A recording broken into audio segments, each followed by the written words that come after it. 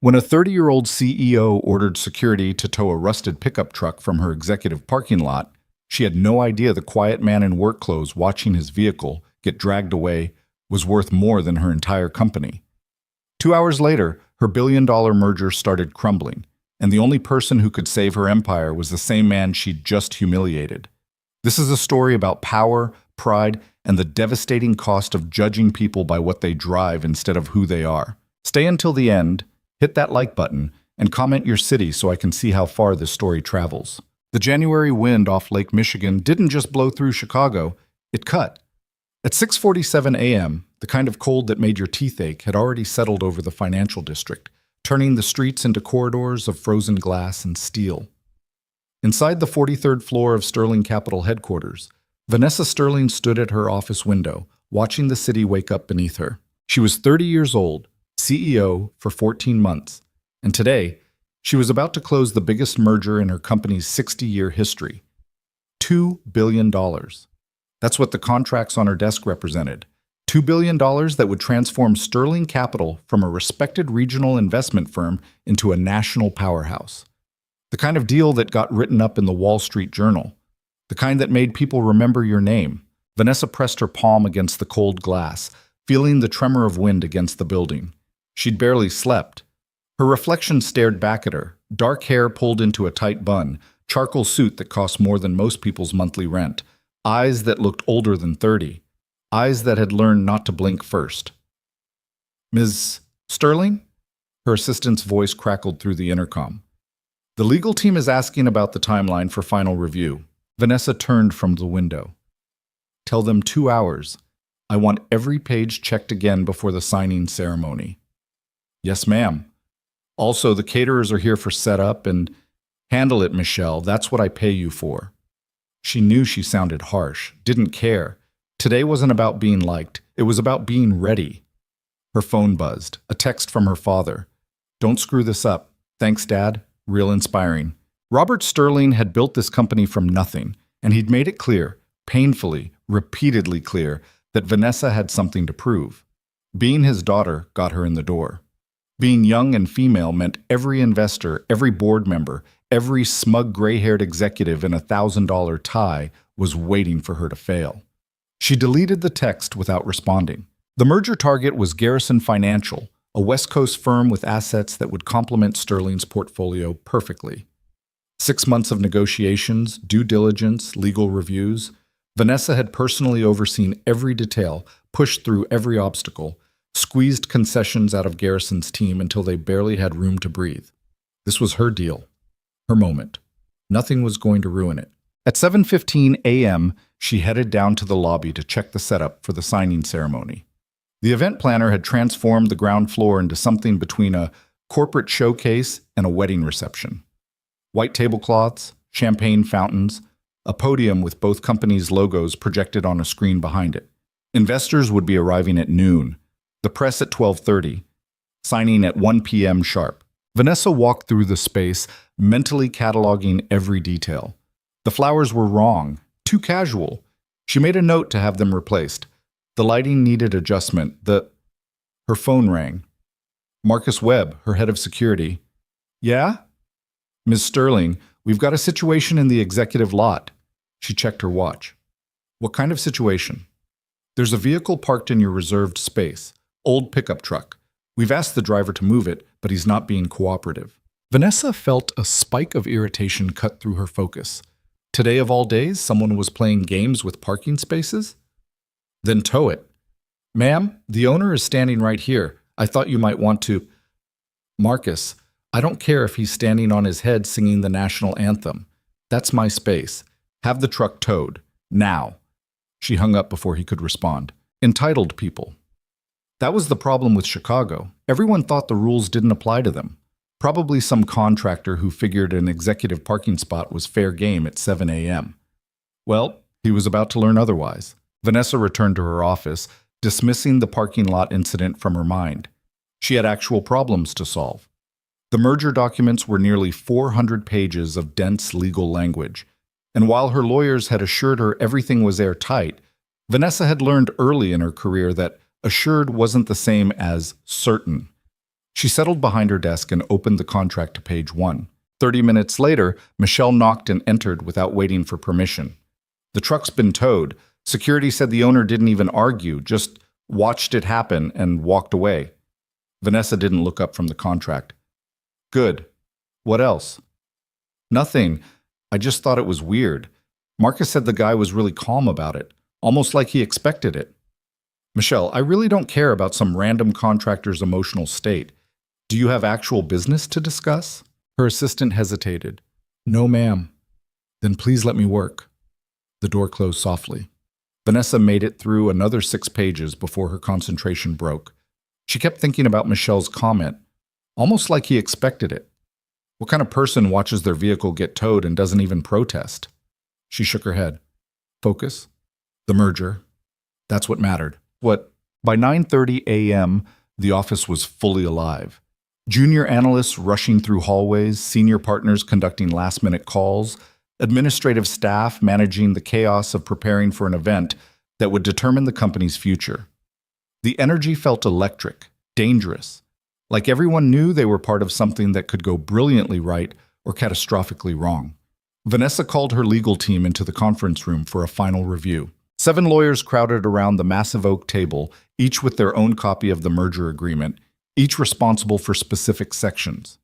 Thomas Renwick, her chief counsel, ran the meeting with the enthusiasm of a man who'd been doing this for 30 years and was extremely tired. Governance structure is clean, he said, flipping through his notes. No issues with the board composition or voting rights. Financial disclosures match what we expected. The asset transfer schedules are— What about the integration timeline? Vanessa interrupted. Thomas adjusted his glasses. 12 months for full operational merger. That's standard for a deal this size. And the termination clauses? Mutual consent required. Penalty structures are symmetric. No unusual provisions. He paused. Vanessa, we've been through this contract 17 times. It's solid. She looked around the table at the 6 other lawyers. Everyone agree? Nods all around. Confident, expensive nods. All right, but I want one more complete read-through before signing. Split up the sections, check every cross-reference, every defined term.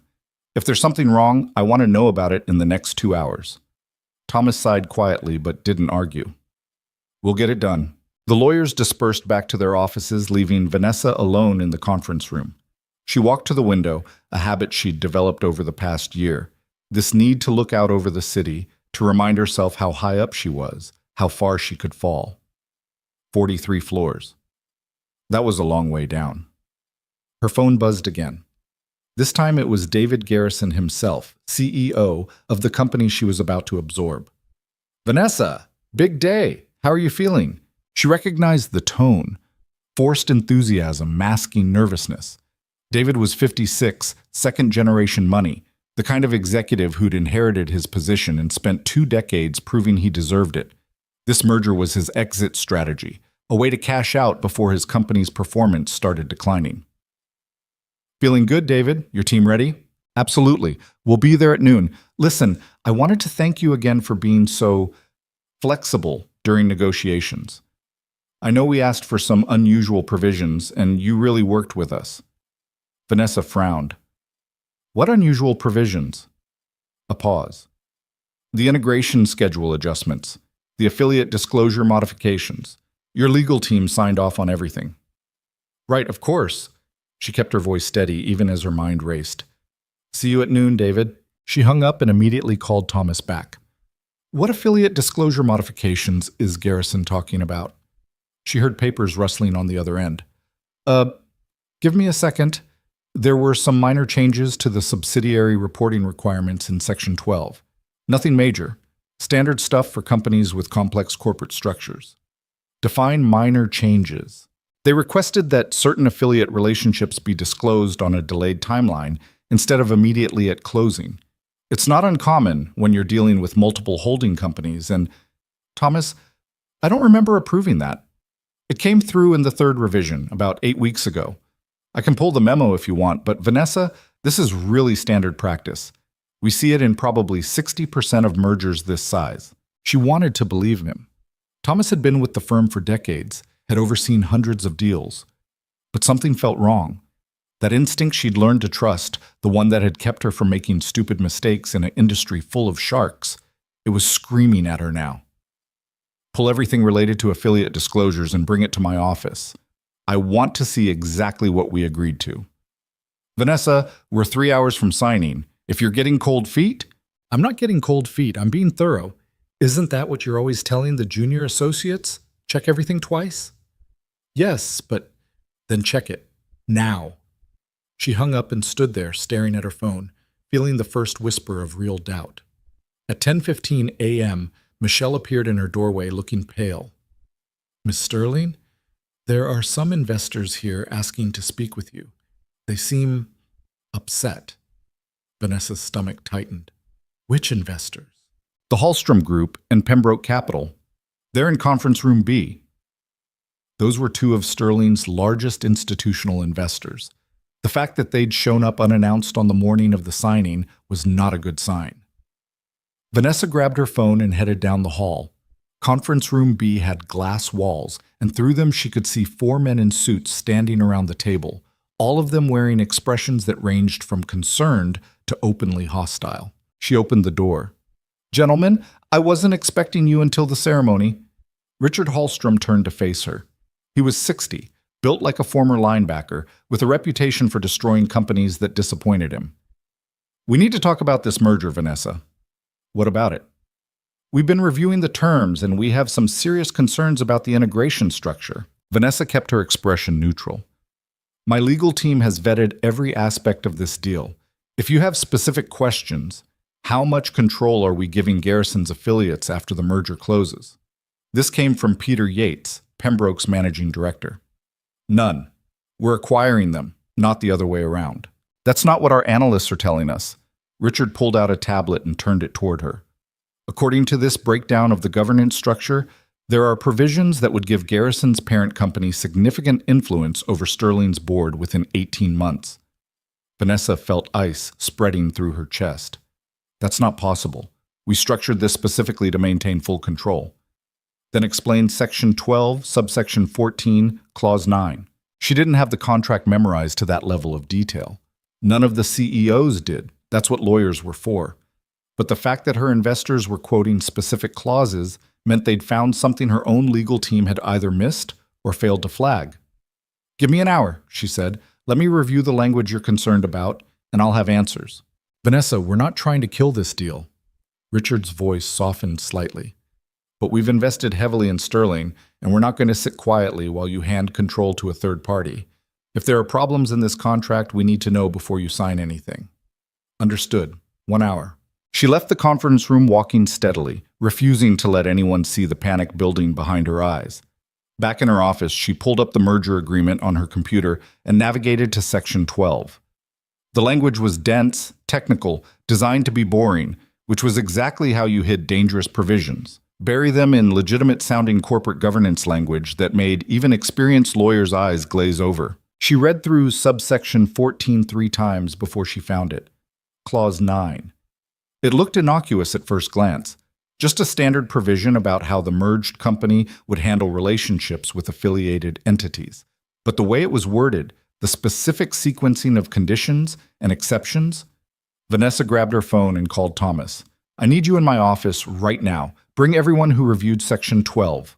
Vanessa, I'm in the middle of now, Thomas. 5 minutes later, her office was crowded with lawyers, all of them looking confused and slightly irritated at being summoned. Vanessa pointed at her computer screen. Section 12, subsection 14, clause 9. Explain it to me like I'm 5 years old. Thomas leaned in and read silently for a moment. It's a standard affiliate relationship clause.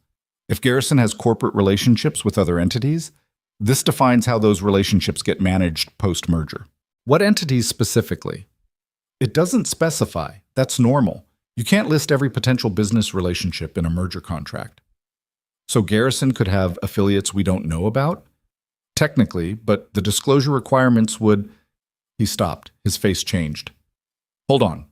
He grabbed his own copy of the contract and started flipping pages frantically. 2 of the junior lawyers exchanged worried glances. Thomas? What did you find? The disclosure timeline. It's... The way this is structured, if Garrison has affiliate relationships that weren't disclosed prior to closing, they're not required to reveal them until after the integration period is complete, which is 18 months. Yes, but that doesn't mean they have actual control. It just means we might not know about all their corporate relationships right away. Vanessa felt her pulse hammering. Unless those affiliate relationships include governance provisions that we agreed to honor as part of the merger. The room went very quiet. One of the junior lawyers, a woman named Sarah Park, spoke up hesitantly. If Garrison's affiliates have pre-existing governance agreements with Garrison, and we're absorbing Garrison's entire corporate structure, then technically those agreements would transfer to us as well. But we'd still have majority control, Thomas insisted. The board composition is clearly defined. We maintain...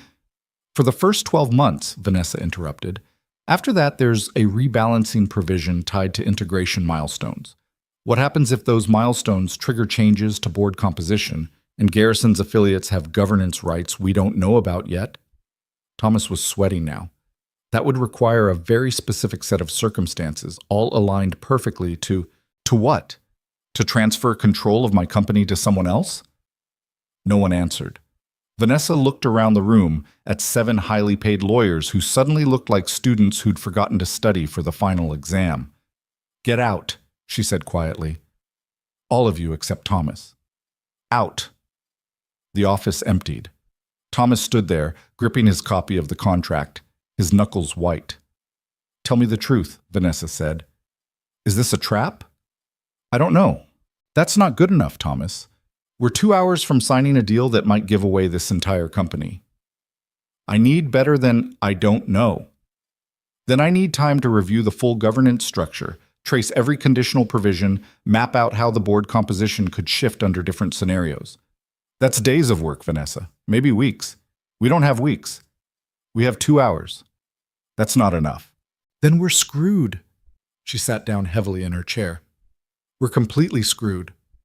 Thomas was silent for a moment. Then he said something that made everything worse. "There's someone who might be able to help." "Who?" "Ethan Callaway." Vanessa looked at him blankly. "Who the hell is Ethan Callaway?" "He used to work in finance, specialized in merger arbitrage and corporate governance. He was legendary for finding problems in contracts that everyone else missed. If there's a trap in this agreement, Callaway could find it." "Great. Call him." "That's the problem. He left the industry years ago, completely disappeared. I heard he's somewhere in the Chicago area, but he doesn't take corporate work anymore. Won't even return calls." Vanessa wanted to scream. "Why are you telling me about someone who won't help us?" "Because if anyone can understand this contract in 2 hours, it's him. And if you can convince him to look at it..." Thomas shrugged helplessly. "It's the only chance we have." "Fine. How do I find him?"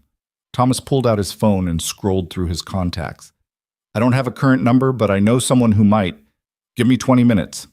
Vanessa nodded and Thomas hurried out of the office. She sat there alone, looking at the merger documents on her screen, feeling the weight of $2 billion pressing down on her like physical force. Her entire career had been building toward this moment. Every sacrifice, every 18-hour workday, every relationship she'd neglected or abandoned, all of it was supposed to pay off today. And now it was falling apart. Her phone buzzed. A text from her father. "Investors are calling me. What's going on?" She stared at the message, imagining his face when she told him the deal was dead. Or worse, when she told him she'd signed away the company he'd spent 40 years building. She didn't respond. 11 minutes later, Thomas burst back into her office. "I found him, or at least I found where he works." "Where?" "A repair shop across the river, place called Callaway's Auto. My contact says he owns it, does mechanical work. Won't discuss finance, won't take meetings, but he's there most days." Vanessa was already grabbing her coat. "Let's go." "Vanessa, I don't think showing up unannounced is the right approach.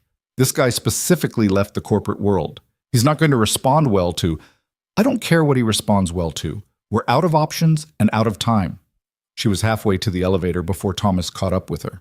The repair shop was in a neighborhood Vanessa had never visited, on a street where the buildings looked tired and the people looked wary. Her Mercedes stood out like a diamond in a coal mine, drawing stares from every corner.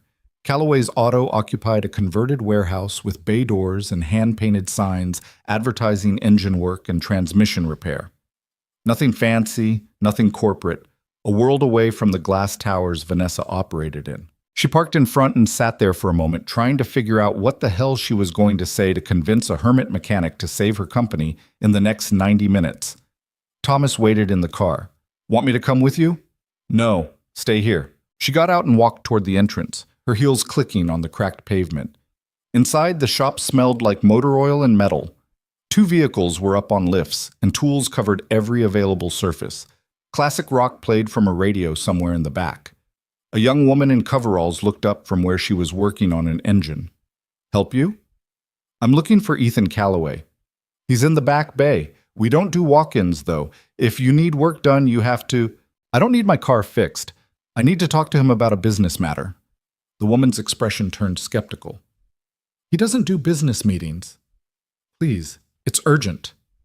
The woman studied her for a moment, taking in the expensive coat and the desperation Vanessa was trying to hide. Then she shrugged. "Back bay, through that door. But don't say I didn't warn you." "Warn."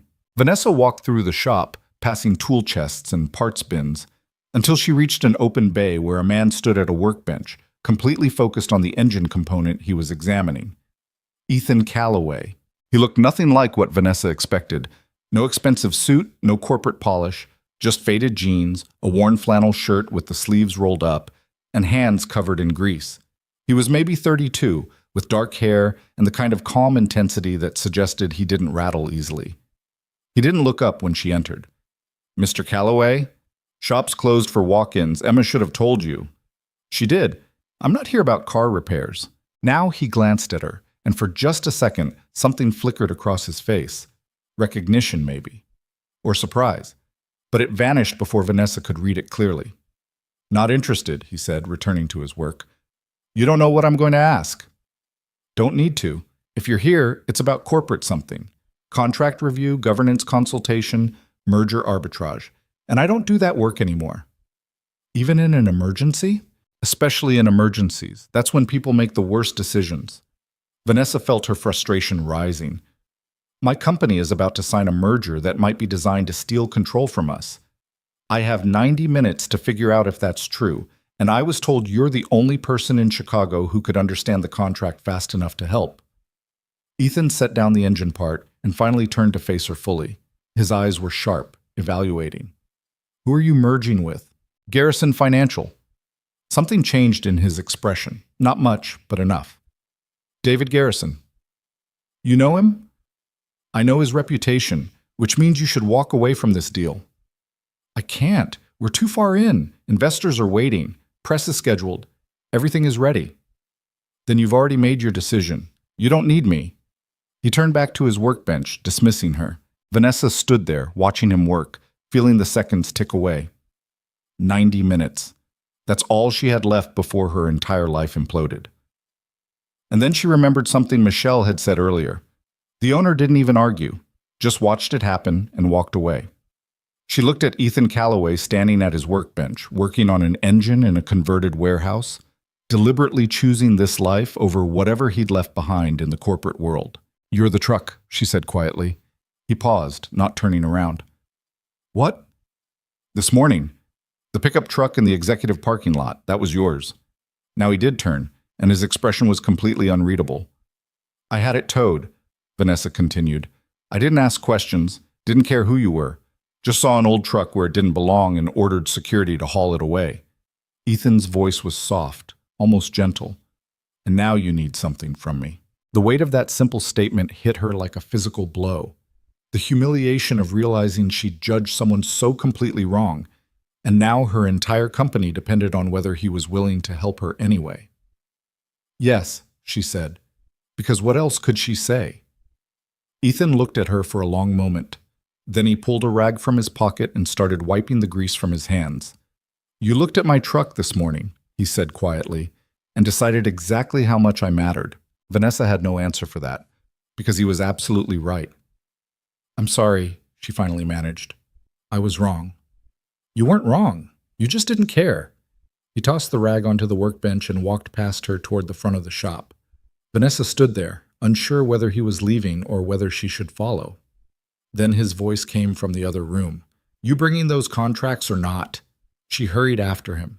Thomas was still in the car looking anxious. When he saw Vanessa emerge with Ethan, his eyebrows shot up. "You're Ethan Calloway?" Thomas said, staring. "Used to be." Ethan looked at Vanessa. "How much time do we have?" 87 minutes. "Then stop wasting them. Let's go." They drove back to Sterling Capital in Vanessa's Mercedes. Ethan silent in the passenger seat, Thomas in the back feeding him details about the merger. Vanessa kept her eyes on the road, acutely aware of the man sitting next to her, the man she'd dismissed as irrelevant just a few hours earlier. Back at headquarters, they commandeered the largest conference room. Ethan declined coffee, declined small talk, just asked for the complete merger agreement and a quiet place to read. Vanessa and Thomas watched as he settled into a chair and opened the document on his laptop. No notes, no highlighters, just reading, page after page, his expression never changing. 40 minutes passed, then 50. Vanessa checked her watch obsessively, calculating how much time they had left, wondering if this was all pointless. Then Ethan spoke. "Who negotiated the integration timeline?" Thomas looked up from his own laptop. "What about it? Who specifically negotiated the 12-month integration period and the rebalancing provisions?" "That would have been our M&A team, working with Garrison's corporate development group." "Why?" Ethan didn't answer immediately. He was staring at something on the screen, his jaw tight. "Vanessa," he said quietly, "come look at this." She moved to stand behind him, looking over his shoulder at Section 12 of the contract. "Read subsection 14, Clause 9, Ethan said. Then read Section 8, subsection 3, Clause 16. Then go to Section 19, subsection 7. Vanessa read the sections he indicated, not understanding what she was supposed to see. "Now read them in order," Ethan continued, "but replace every reference to affiliate entity with parent corporation. Replace integration milestone with board composition trigger. Replace disclosure timeline with control transfer sequence." She read through the sections again, making the substitutions in her head. And suddenly she saw it. The trap. Hidden across 3 different sections of the contract, buried in legitimate-sounding governance language, was a carefully constructed sequence that would transfer majority control of Sterling Capital to Garrison's parent company approximately 18 months after the merger closed. Not immediately. That would have been too obvious. But slowly, through a series of automatic triggers tied to integration milestones that sounded reasonable but were actually designed to shift power incrementally until Sterling was no longer Sterling at all. Vanessa felt like she couldn't breathe. "How did you see that?" Thomas asked, his voice shaking slightly. "Because I helped write similar structures before I quit," Ethan said flatly. "This is what happens when smart lawyers are asked to design corporate ambushes instead of honest deals." Vanessa sank into a chair. "If I sign this, I lose everything." "Not immediately. You'll have about 15 months before you realize what's happening. Then another 3 months of watching control slip away while you try to figure out how to stop it. By month 18, someone else owns your company." The room was silent except for the sound of traffic 43 floors below. Thomas spoke carefully. "We could try to renegotiate, point out these provisions, demand they be removed." "They'll agree," Ethan said, "and then they'll revise the contract with the same trap hidden differently, or they'll walk away and find another target. Either way, Garrison's parent company, whoever that is, designed this specifically to acquire Sterling without looking like a hostile takeover." "Then what do we do?" Vanessa asked. Ethan closed the laptop. "You walk away. Today. Right now. Cancel the signing, terminate negotiations, and don't look back. The investors will be pissed for about 6 months. Then they'll move on. But if you sign this deal, you'll spend the rest of your career explaining how you gave away a 60-year-old company because you didn't read your own contract carefully enough." Vanessa looked at Thomas. Her chief counsel nodded slowly. "He's right. We have to kill this deal." She pulled out her phone and stared at it, thinking about all the people waiting for her decision, the investors, the employees, the press, her father. Then she dialed David Garrison's number. He answered on the second ring, his voice cheerful. "Vanessa, please tell me you're not calling to push back the signing time." "I'm calling to cancel it entirely." Silence. I'm sorry, what? The deal is off, David. We've found provisions in the contract that we can't accept. What provisions? Vanessa, we've been over every page of this agreement. If there's a concern, we can address it before signing. No, we're done. I'm terminating negotiations effective immediately. She could hear him breathing on the other end of the line, the cheerfulness gone completely. Do you have any idea what you're doing? David's voice was cold now. How this will look? The damage to both our companies' reputations? I'm protecting my company. That's what I'm doing. By backing out of a done deal at the last minute based on some paranoid reading of standard governance language? Vanessa, this is corporate suicide. Then I guess I'm suicidal. Goodbye, David. She hung up before he could respond. For a moment, nobody moved. Then Thomas let out a long breath. I'll start notifying the stakeholders. Tell them the truth, Vanessa said. We found problems in the contract that couldn't be resolved. Thomas nodded and left the conference room. Vanessa sat there with Ethan Calloway, the man she'd humiliated that morning, who just saved her from destroying everything her father had built. Thank you, she said quietly. Ethan stood up. Don't thank me. Just learn from it. What do you mean? He looked at her with those sharp, evaluating eyes. You almost lost your company today because you were so focused on winning that you stopped paying attention to what you were actually signing. That's not a contract problem. That's a judgment problem. Vanessa felt anger flare, ready to defend herself. But the words died before she could speak them. Because he was right. She'd been so determined to close the deal, to prove she belonged in the CEO chair, to show her father and the investors and every doubter that she could execute at the highest level. She'd stopped asking whether the deal itself made sense. How do I fix that? She asked. Stop measuring success by how impressive something looks, and start measuring it by whether it's actually good for your company. Ethan picked up his jacket from the back of the chair. Also, stop towing people's trucks without asking questions first. Despite everything, Vanessa almost smiled. Ethan headed for the door, then paused. For what it's worth, having the courage to walk away from a bad deal takes more strength than closing it would have. Most CEOs can't do that. You're saying I did something right? I'm saying you're learning. That's better than being right. He left. Vanessa sat alone in the conference room as the afternoon light slanted through the windows, painting Chicago gold below her. Somewhere in the building, Thomas was making phone calls that would shatter months of work. Somewhere across the city, David Garrison was probably planning how to spin this disaster. And somewhere in her father's office, Robert Sterling was likely composing a message about disappointment and missed opportunities. But Vanessa felt something she hadn't felt in months. Relief. She'd almost driven off a cliff today, and the only reason she hadn't was because a man in a faded work jacket, a man she'd judged worthless based on his truck, had cared enough to catch her. Her phone started buzzing with incoming calls. The investors, the board members, the press. She let it buzz. For the first time in her career, Vanessa Sterling had more important things to think about than what everyone else thought of her decisions. She had to figure out who she actually wanted to be. The calls didn't stop. By 5 p.m., Vanessa had fielded 17 conversations with investors, each one progressively more hostile than the last. Richard Hallstrom had been blunt. You just cost us 6 months of positioning and millions in expected returns. Peter Yates from Pembroke had been worse. I hope you have a damn good explanation for the board, because right now you look like an amateur who got cold feet. She'd given them the same answer each time. Problems in the contract structure, irreconcilable governance issues, protecting shareholder interests, corporate language that meant nothing and everything. None of them had asked for details. They didn't care about the mechanics of what went wrong. They cared about the headline. Young CEO kills billion-dollar deal hours before signing. By 6 p.m., the financial press had picked up the story. Bloomberg ran it first, followed by Reuters, then the Wall Street Journal. The articles were careful, citing unnamed sources and industry insiders, but the narrative was already forming. Vanessa Sterling, 30 years old and in over her head, had panicked and torpedoed her own company's biggest opportunity. Her father called at 6:47 p.m. Vanessa stared at his name on her screen for 3 rings before answering. Dad? My office. Now. The line went dead. Robert Sterling's office occupied the northeast corner of the 44th floor, 1 level above Vanessa's.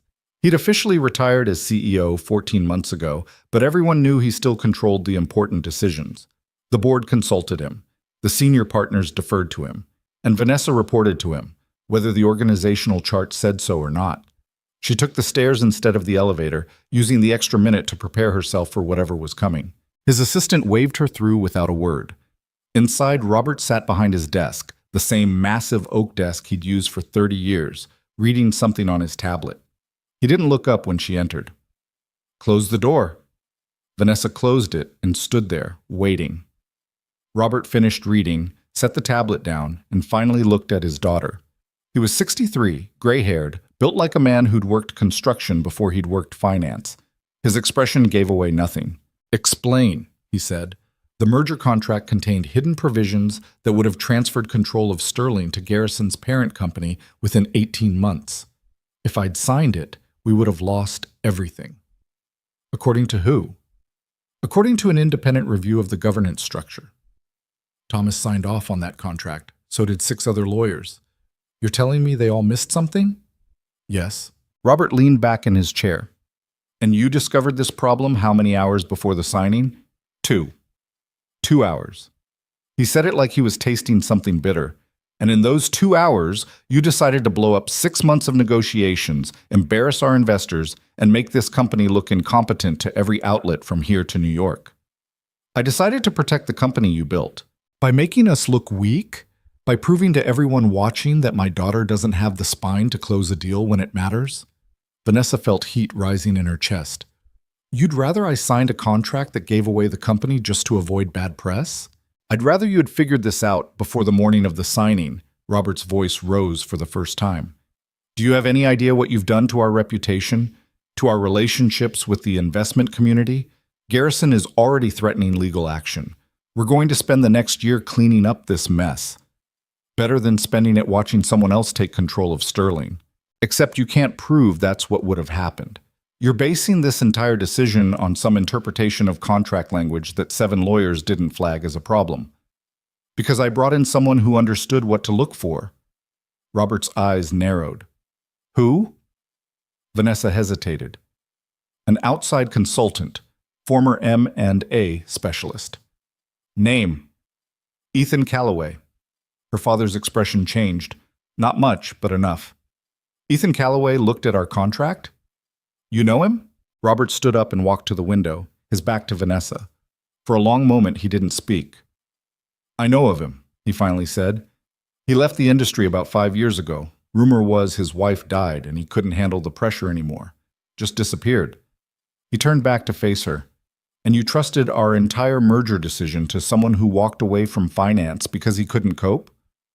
I trusted someone who found a trap that nobody else saw. Or maybe he saw problems that don't exist. Maybe he's so damaged from whatever happened to him that he's paranoid about corporate structures that are perfectly normal.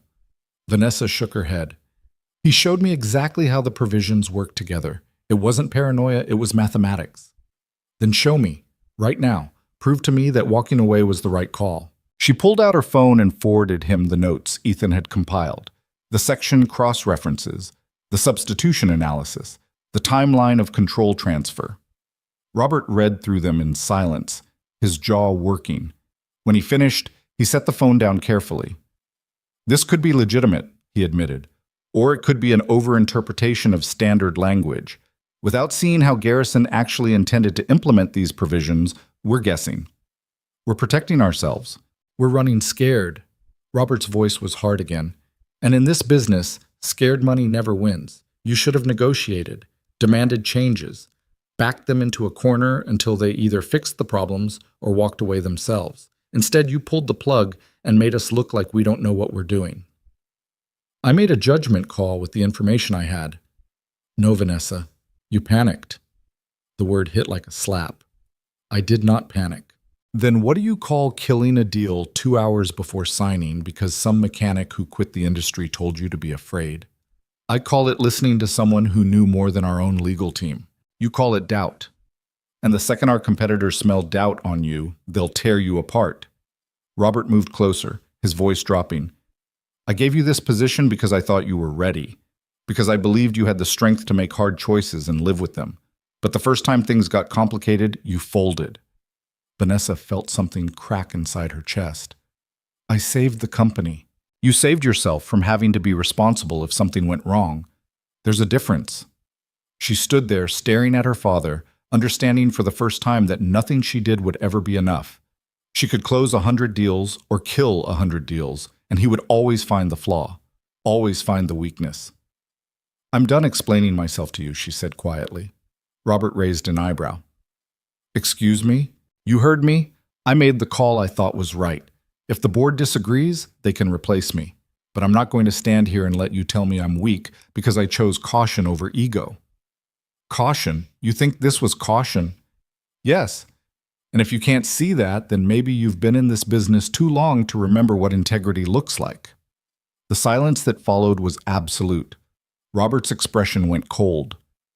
Get out of my office. Vanessa turned and walked out, her hands shaking, her heart hammering. She made it to the stairwell before the adrenaline wore off and the reality of what she'd just done hit her. She'd essentially told her father to go to hell, the man who'd given her this job, who controlled the board, who could end her career with 3 phone calls. She sat down on the stairs and put her head in her hands. Her phone buzzed. A text from Michelle. Press is asking for a statement. What should I tell them? Vanessa didn't know. She didn't know anything anymore. Another text, this one from Thomas.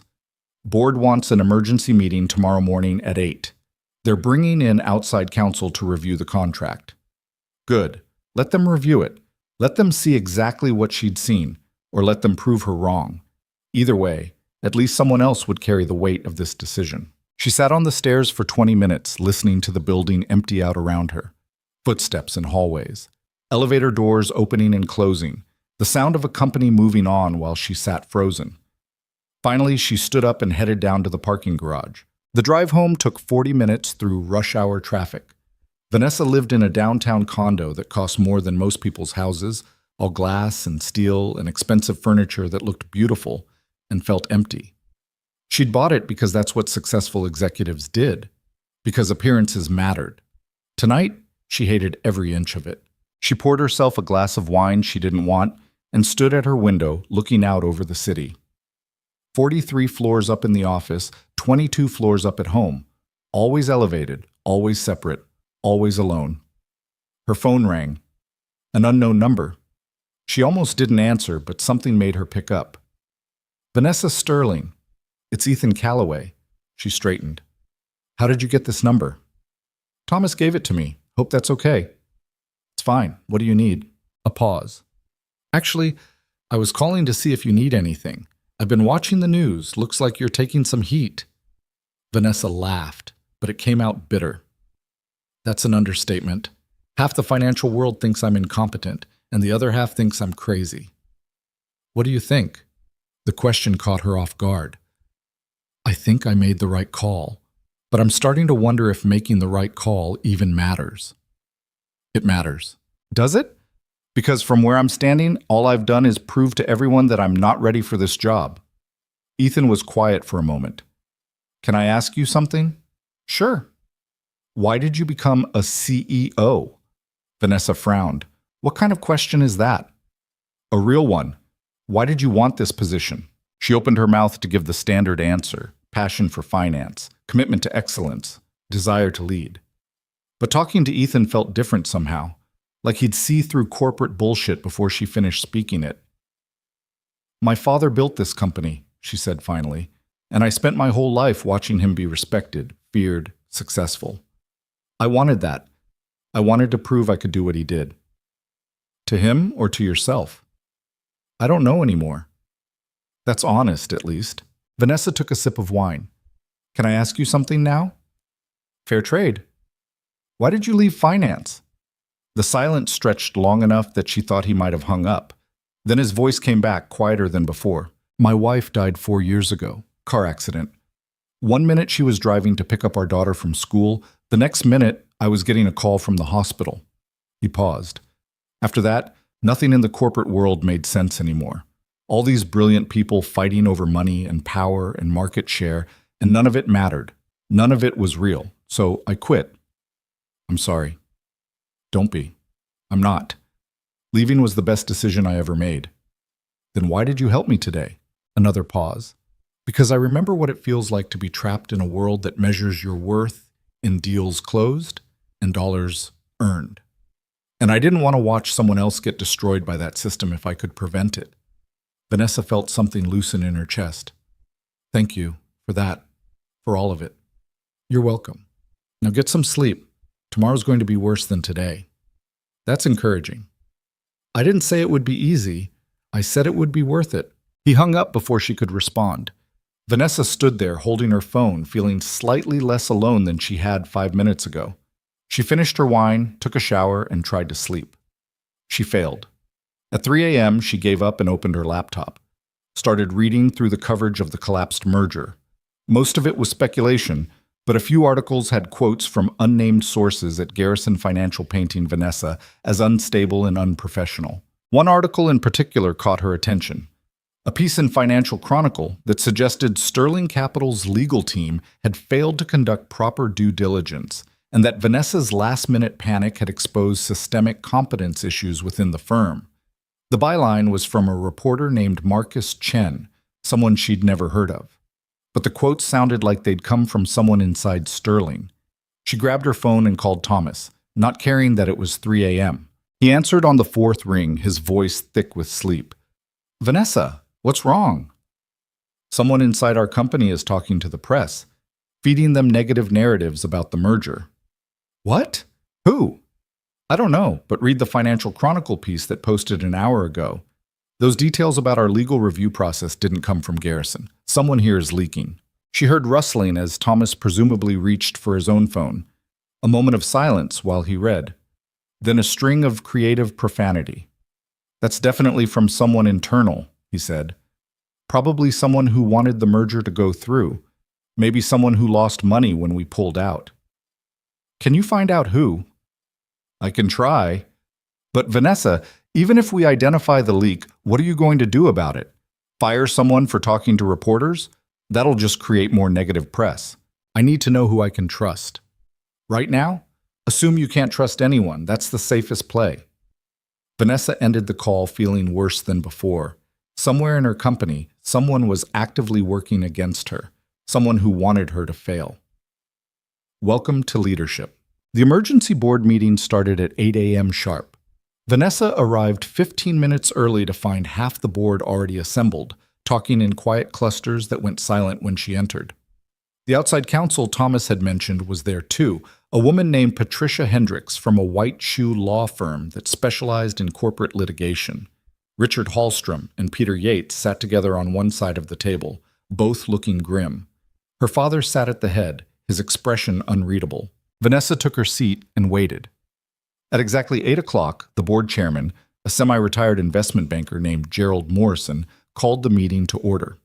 We're here to discuss yesterday's decision to terminate the Garrison merger, he began. Vanessa, we'd like you to walk us through your reasoning. She'd prepared for this, spent the sleepless hours between 3 and 6 a.m. organizing her thoughts, building her case. She pulled up the contract analysis Ethan had provided and walked the board through every provision, every cross-reference, every subtle mechanism that would have transferred control. It took 40 minutes. When she finished, the room was silent. Patricia Hendricks spoke first. I've reviewed these provisions as well, and I have to say, this is sophisticated work. The kind of structure you'd only build if you specifically intended to create a delayed control transfer. Or, Richard Hallstrom cut in, the kind of language that looks suspicious if you're predisposed to see threats everywhere. Patricia shook her head. Mr. Hallstrom, I've been doing corporate law for 23 years. This isn't standard language. This is deliberate architecture. Based on what evidence? Garrison hasn't done anything to suggest hostile intent. We're condemning them based on theoretical possibilities. Theoretical possibilities that would have cost us the company, Vanessa said. Or theoretical possibilities that gave you an excuse to back out of a deal you were too scared to close. The accusation hung in the air. Gerald Morrison cleared his throat. Let's stay focused on the facts. Patricia, in your professional opinion, did these contract provisions represent a genuine threat to Sterling's independence? Yes. If implemented as written, control would have shifted to Garrison's parent company between months 15 and 20 post-merger. The structure is textbook acquisition disguised as partnership. And could we have negotiated changes to these provisions? Possibly, but given how deeply embedded they are across multiple sections, I suspect Garrison would have either refused or simply restructured the same mechanisms differently. This wasn't accidental language, this was intentional. Peter Yates leaned forward. So we're saying Garrison deliberately tried to trap us. I'm saying the contract was structured in a way that would benefit them significantly more than us. And that benefit was hidden well enough that most legal teams would miss it. Most legal teams did miss it, Robert Sterling said, speaking for the first time, including ours. The only reason we caught it was because Vanessa brought in an outside consultant at the last minute. Who is this consultant? Gerald asked. Ethan Callaway, Vanessa said. Former M&A specialist. He identified the problem in under 2 hours. And where is Mr. Callaway now? Can we bring him in to explain his analysis? He doesn't do corporate consulting anymore. He reviewed the contract as a personal favor. Richard Hallstrom snorted. So we killed $1 billion deal based on advice from someone who quit the industry and works as a mechanic now? That's your defense? My defense is that he was right. Vanessa's voice was sharp. Everything he said is being confirmed by independent counsel right now. The fact that he doesn't work in finance anymore doesn't make his analysis less valid. It makes his judgment questionable. People don't leave successful careers without a reason. His wife died, Vanessa said quietly. That was his reason. The room went silent. Gerald Morrison looked at Patricia. In your opinion, did Ms. Sterling make the right call? Patricia didn't hesitate. Yes. If she'd signed that contract, Sterling Capital would likely be under different ownership within 2 years. Then I move that we formally support the decision to terminate the merger, Gerald said. All in favor? 6 hands went up. 3 stayed down. Richard, Peter, and 2 other investors who'd been counting on merger returns. Motion carries, Gerald said. Vanessa, you have the board's backing. Now let's talk about next steps. The meeting continued for another hour, discussing damage control strategies, investor communications, and how to position Sterling going forward. Vanessa participated, answered questions, but part of her was still processing what had just happened. The board had backed her. Not unanimously, not enthusiastically, but they'd backed her. When the meeting finally ended, her father caught her in the hallway outside. You got lucky, he said. Excuse me? Patricia's endorsement saved you. If she'd said the contract was fine, the board would have voted differently. Vanessa looked at him steadily. But she didn't say that, because the contract wasn't fine. Robert studied her for a moment. You're learning, slowly, but you're learning. It wasn't praise, but from him, it was close enough.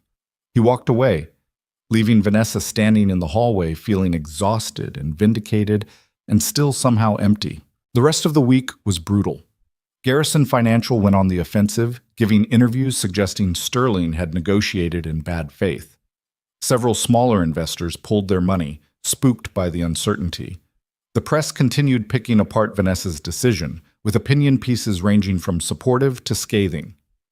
But Sterling survived.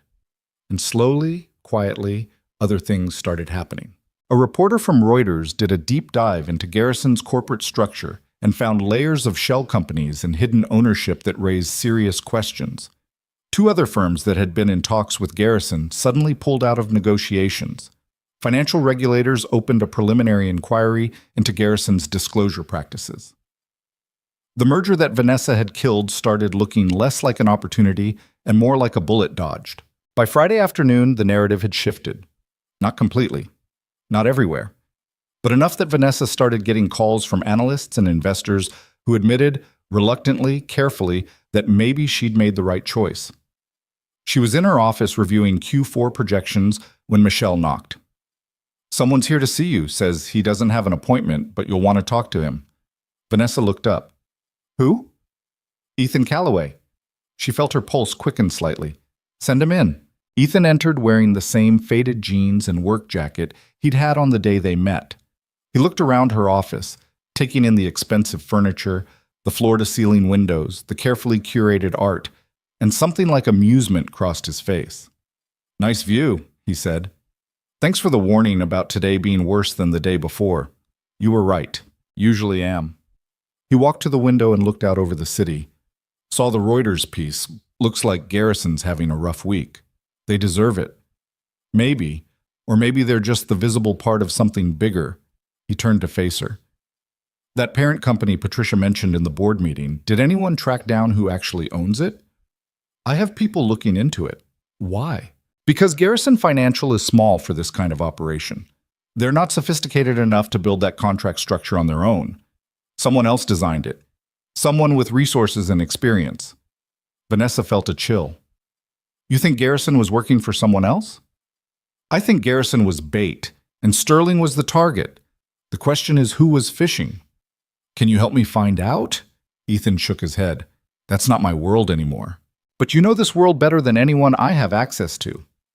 I know what this world does to people who stay in it too long, and I'm not going back. Vanessa stood up and moved closer to him. I'm not asking you to go back.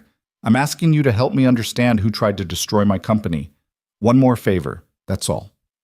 Ethan looked at her for a long moment, and she saw something complicated in his expression, like he was fighting himself.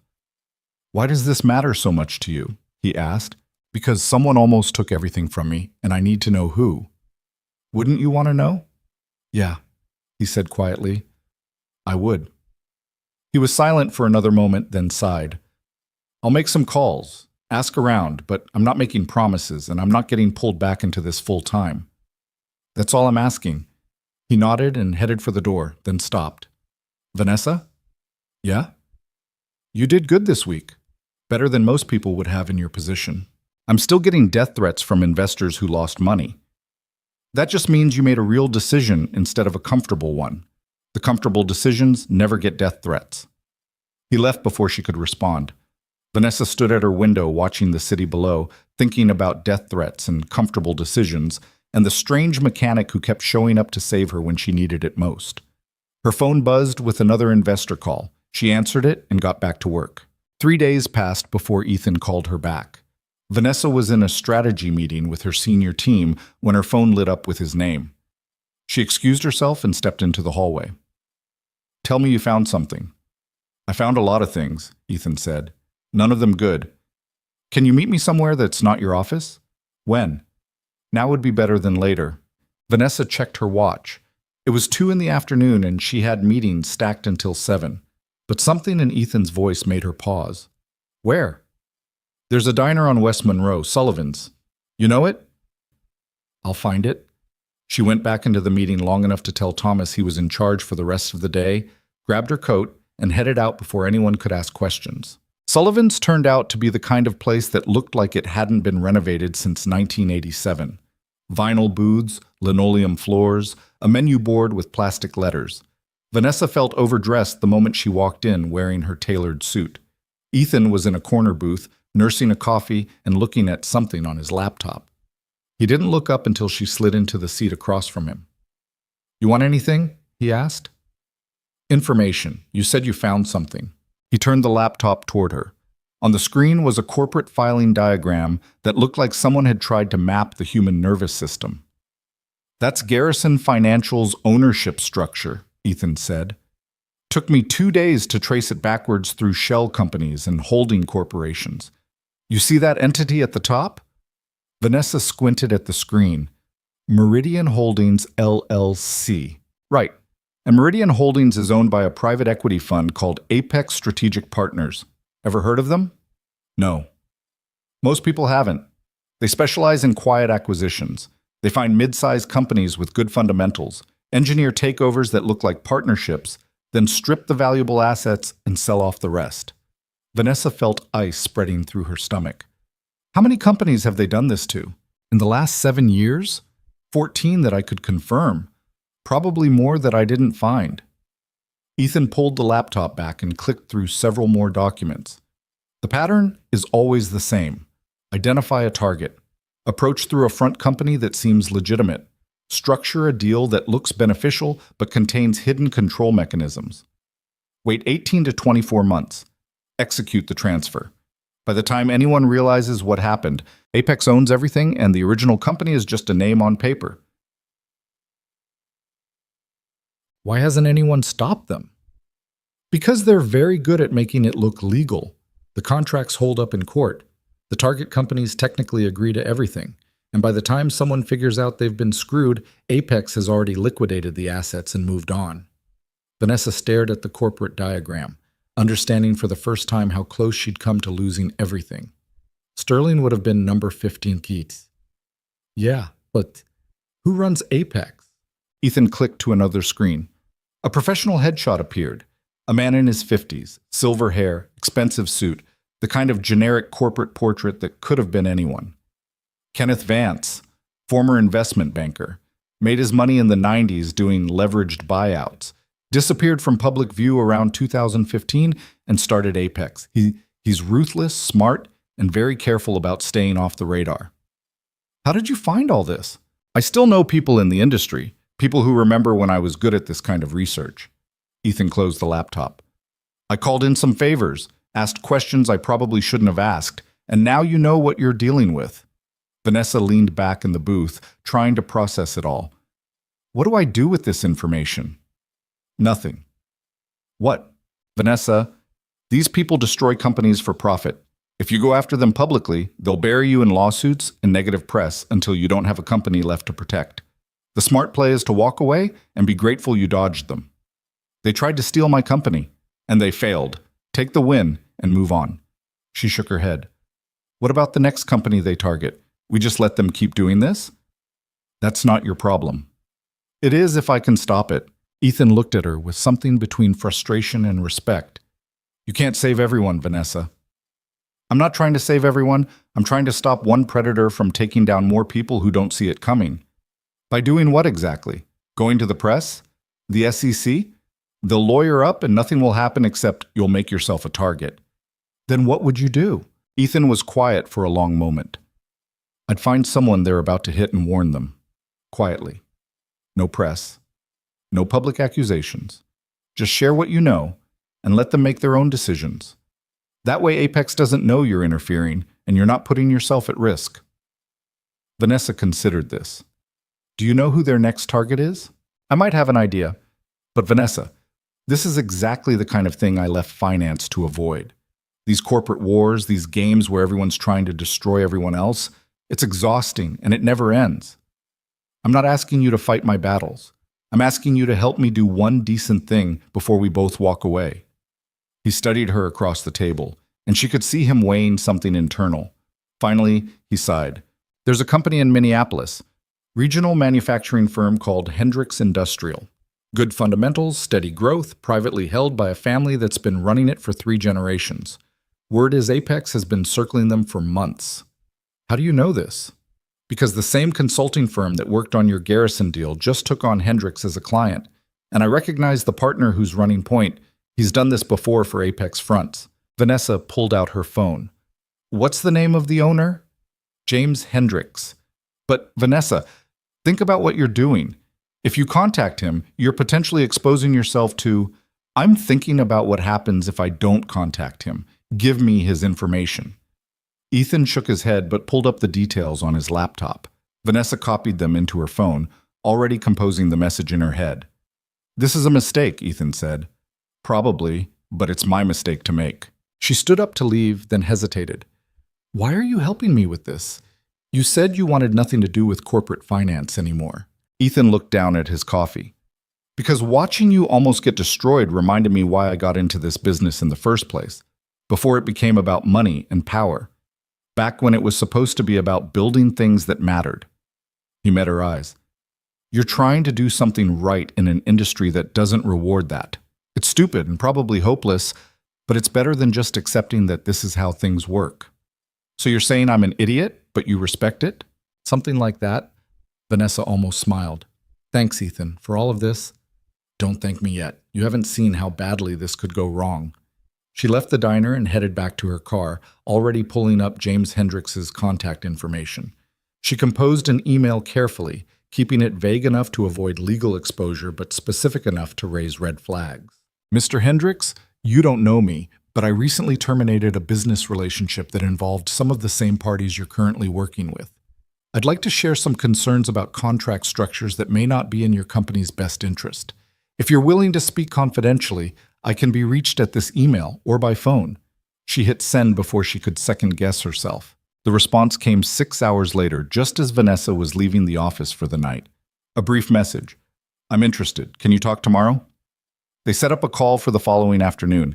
Vanessa spent the morning preparing, pulling together all the documentation Ethan had provided, organizing the contract analysis into something a non-lawyer could understand. At 2 p.m., her phone rang. Mr. Hendricks, this is Vanessa Sterling. Ms. Sterling, I appreciate you reaching out. I have to admit, your email has me concerned. His voice was older, careful. She pictured a man in his 60s, someone who'd spent his life building something real. I understand. Let me explain the situation as directly as I can. She walked him through the Garrison merger, the hidden contract provisions, the connection to Apex strategic partners. She didn't sugarcoat anything or make claims she couldn't back up.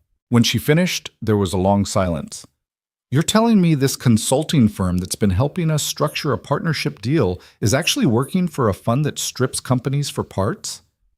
I'm telling you the patterns are similar enough that you should have independent counsel review any contracts before you sign them, specifically looking for provisions around affiliate disclosure, board composition, and integration timelines. We've already signed preliminary agreements. Vanessa's stomach dropped. How preliminary? Letter of intent, non-binding, but it outlines the basic structure. We're supposed to finalize the full contract next month. Then you still have time. Get someone who specializes in hostile takeover defense to review everything. Look for the same mechanisms I found in my deal. And if we find them, walk away. No matter how good the deal looks, if those provisions are there, you're signing away your company. Another long silence. Then, why are you doing this? What do you get out of warning me? Vanessa looked out her office window at the Chicago skyline. Nothing. I just don't want to watch someone else lose what I almost lost. That's not how this business usually works. I know. She could hear him breathing on the other end, weighing his options. I'll have our lawyers look at everything again. And Miss Sterling, thank you. Whether this turns out to be something or nothing, I appreciate the warning. You're welcome. And Mr. Hendricks, be careful who you trust. These people are very good at looking legitimate. The call ended. Vanessa sat at her desk feeling simultaneously relieved and terrified. She'd just inserted herself into someone else's business deal based on patterns and suspicions. If she was wrong, she'd look paranoid and reckless. If she was right, she'd potentially saved a company but also made an enemy of people who didn't lose gracefully. Her phone buzzed. A text from Ethan. Did you contact Hendricks? Yes. He's going to review his contracts. You know this makes you a target, right? I know. And you did it anyway. Yes. Stupid but brave. I'll give you that. She smiled despite herself. The next week moved fast. Vanessa buried herself in running Sterling, trying to rebuild investor confidence and push forward on projects that had been delayed during the merger chaos. But part of her attention was always on Minneapolis, waiting to hear whether Hendricks Industrial would find what she thought they'd find. The call came on Thursday afternoon. Miss Sterling, this is James Hendricks. We reviewed our preliminary agreements with the outside counsel you recommended. Vanessa's pulse quickened. And? You were right. The provisions were there, buried across multiple sections, just like you described. If we'd signed the final contract, we would have lost majority control within 2 years. What are you going to do? We've terminated all negotiations, sent a formal withdrawal letter this morning. Our lawyers are already getting calls threatening litigation, but we're standing firm. Vanessa felt a wave of relief so strong it was almost physical. I'm glad you found it in time. We wouldn't have if you hadn't reached out. You saved my company, Ms. Sterling. My family's legacy. I don't know how to thank you for that. You don't have to thank me. Just be careful going forward. And if you hear about other companies being approached with similar deals, maybe pass along the warning. I will. And Ms. Sterling, if you ever need anything from Hendricks Industrial, you call me directly. After they hung up, Vanessa sat very still, processing what had just happened. She'd actually done it, warned someone, saved them, made a difference. Her moment of satisfaction lasted approximately 2 hours. That's when Michelle appeared in her doorway looking worried. Ms. Sterling, there are 2 men in the lobby asking to see you. They say they're from Apex Strategic Partners. The bottom dropped out of Vanessa's stomach. Did they say what they want? No, but they're insisting it's urgent. Vanessa stood up, her heart hammering. This was it. The confrontation she'd known was coming but hoped to avoid. Send them to conference room C. I'll be there in 5 minutes. She used those 5 minutes to call Ethan. He answered on the first ring. What's wrong? Apex is here, in my building, asking to meet with me. Don't meet with them alone. Get Thomas or another witness in there, and don't admit to anything. What am I supposed to say? As little as possible. Listen to what they want, don't make commitments, and get them out as fast as you can. Ethan, I'm scared. Good. Scared people are careful. Just remember, they're here because you cost them something. That means you won. Don't let them take that away from you. She ended the call and grabbed Thomas from his office. Together they walked to conference room C. The two men waiting inside looked exactly like what they were. Expensive lawyers dressed in suits that cost more than most people's monthly salaries. One was in his 40s, sharp-featured, with the kind of cold eyes that suggested he enjoyed his work. The other was older, silver-haired, wearing a smile that didn't reach anywhere near his face. The older one stood up and extended his hand. Ms. Sterling, Kenneth Vance. Thank you for seeing us. Vanessa recognized the name from Ethan's research, the man who ran Apex. She shook his hand because refusing would have been too obvious, but she felt like she was touching something contaminated. Mr. Vance, this is Thomas Renwick, my chief counsel. What can I do for you? We wanted to discuss some recent business developments that concern both our organizations. I'm not aware of any connection between Sterling Capital and Apex Strategic Partners. No? That's interesting, because we've become aware that you've been making inquiries about our corporate structure, sharing information about our business practices with third parties. That kind of interference could be considered actionable. Vanessa kept her expression neutral. I don't know what you're talking about. Don't you? The younger lawyer spoke for the first time, his voice sharp. You contacted James Hendricks, told him not to work with our consulting partners. Cost us a very lucrative deal. That's tortious interference, Ms. Sterling. I had a conversation with a business associate about contract review best practices. That's not interference. That's professional courtesy. Professional courtesy that conveniently torpedoed our acquisition timeline. Kenneth's smile never wavered. Let's not play games. You know what we do. We know you interfered. The question is what happens next. Thomas cleared his throat. If you're threatening legal action, I'd suggest you file your complaint and let the court sort it out. Otherwise, this meeting is over. I'm not threatening legal action, Kenneth said smoothly. I'm offering a professional understanding. You stay out of our business, we stay out of yours. No lawsuits, no press coverage about Sterling's recent judgment failures, no questions about how thoroughly you vet your own deals. Vanessa felt anger cutting through her fear. You're trying to intimidate me into silence. I'm trying to prevent an unnecessary conflict. You're young, Ms. Sterling, talented, from what I hear, but inexperienced in how these things work. There are players in this industry who are much bigger and much more patient than you can imagine. Fighting them doesn't make you brave. It makes you a target. Is that a threat? It's advice from someone who's been doing this a lot longer than you have. Kenneth stood up, buttoning his suit jacket. Think about it. Sterling Capital is doing well right now. You've got momentum, good press, a future. Don't throw that away on some misguided crusade to save companies that can't save themselves. He walked to the door, then paused. One more thing. That consultant you've been working with, Ethan Callaway. He left this business for a reason. Multiple reasons, actually. You might want to ask him about the Melbourne deal before you trust his judgment too completely. The two men left. Vanessa and Thomas sat in silence for a long moment.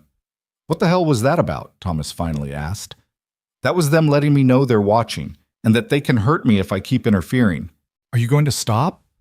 Vanessa thought about James Hendricks and his family's company, about the 14 other companies Apex had already destroyed, about Kenneth Vance's cold smile and the casual way he'd threatened her entire career. No, she said. I'm not going to stop. Thomas looked at her like she'd lost her mind. Vanessa, these people are serious. If they come after Sterling, let them come. I'm not going to let fear turn me into someone who watches bad things happen and does nothing. She left the conference room and went straight to her office, closing the door behind her. Her hands were shaking, adrenaline and anger mixing in her bloodstream. She called Ethan. They threatened me, she said when he answered. Vance himself. Came to my office and basically told me to shut up or they'd destroy my company. What did you say? I didn't say anything. Thomas handled most of it. But Ethan, Vance mentioned you specifically. Said something about a Melbourne deal. What was he talking about? The silence on the other end stretched long enough to make her nervous. Ethan? That was a long time ago. What happened? I made a mistake. A big one. Cost people money and careers. It's why I left the industry. Tell me. Another pause? Then, not over the phone. If you want to know, come to the shop tonight, 7 o'clock. He hung up before she could respond. Vanessa spent the rest of the afternoon distracted, going through the motions of meetings and calls while her mind churned. What had Ethan done that was bad enough to make him quit finance entirely? And why had Kenneth Vance brought it up now? At 6:45, she left the office and drove across the river to Callaway's Auto. The shop was closed, but lights were on in the back bay. She knocked on the side door until Ethan appeared and let her in. He looked tired. More than tired. Worn down, like the conversation she was forcing him to have was costing him something important. You want coffee? He asked. I want the truth about Melbourne. Ethan grabbed 2 beers from a small refrigerator in the corner instead. He handed her one and sat down on a workbench. 7 years ago, I was working on a deal in Australia. Tech company merger worth about $300 million. I did the due diligence, reviewed the contracts, told my clients it was clean. They signed.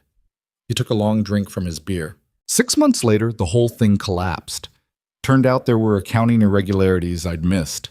The target company had been inflating their revenue numbers for years. When it came out, both companies tanked. My clients lost everything. People lost their jobs. Some lost their retirement savings. Vanessa felt her chest tighten. That wasn't your fault. You couldn't have known about fraud that's sophisticated. I should have known. That's what they paid me for, to know. To catch things other people missed. And I didn't catch it because I was moving too fast, taking on too many clients, too focused on closing deals and making money to do the actual work right. What happened after?